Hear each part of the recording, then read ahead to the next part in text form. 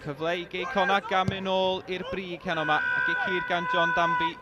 Y peniad allan mond at Callum Morris ar ergyd yn syth i ddwylo Ashley Morris.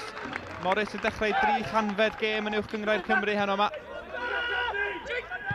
Jake Phillips yn ddau Danny Holmes. Y cefnwr di mentro ymlaen. A mae yna haid o grysau gwyn o'i amgylch o. Ond Holmes di curo Smith yn wych. Am rediad i hon gan y cefnwr. Holmes i fewn i'r cwrt. A Morris yn arbed. Wel, mi fyddai di bod yn dipyn o gol gan Danny Holmes. Ydy Cey Connack heb gadw llechen lan ers dechrau mis Rhagfyr ar bala, heb lechen lan ers mis Tachwedd. A mae'n parhau'n ddi sgôr yma. Smith ar bêl. Smith at Venables! Oh! Mor agos gan Chris Venables. Yn rheoli ar ei frest yn hyfryd ar ergyd. Yn cael ei chwipio heibio'r postyn.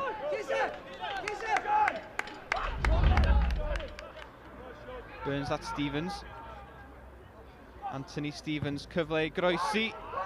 Y peniad allan gan Harrison. Montag at Sean Smith ar ymyl y cwrt.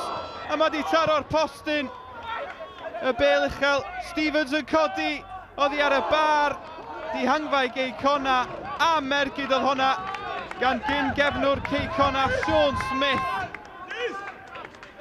A'r postyn ar traws oedd hi.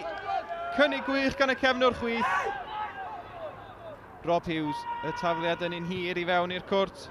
Horan i fewn at Bakary! A dyna'r cyfle gorau. Mae Cey Connack di gael yn yr ail hanner yma. Michael Bakary a rediad rhagorol o flaen gol. Fyddwch chi'n disgwyl efo sgorio fanna. Barton, rhyw funud yn weddill o'r 90. Peniad allan gan Burns.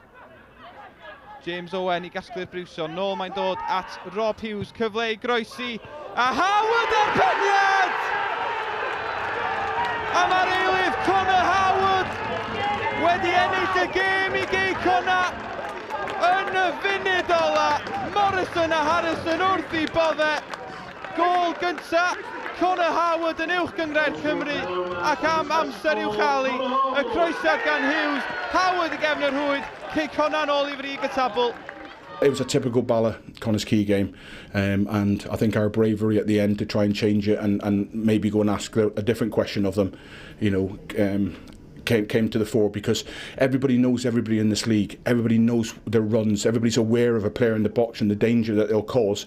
You get a young lad comes into the team, they don't really know him, so they're not going to respect that in the box. They might see him, but it's not the same as seeing George Horan, Mike Wilde, Callum Morris. You know, you're switched on to them, and you bring a kid on and they don't offer it the same respect. And you know, Connor's, it's a fabulous finish and just so pleased. Yeah, I don't think nobody deserved to win it really. I thought our performance was really good.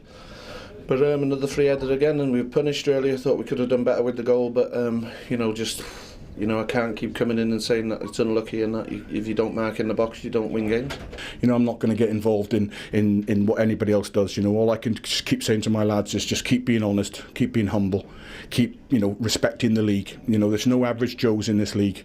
There's no average Joe managers in this league. It's a very, very good league, very competitive, and as long as my players stay humble and respect the league, then, you know, what will be will be. Yeah, it's massive for us, the Welsh Cup now, because we're not doing so well in the league. The Welsh Cup is crucial for us to try and stay in, and trying to get in a semi-final place, which is crucial for us.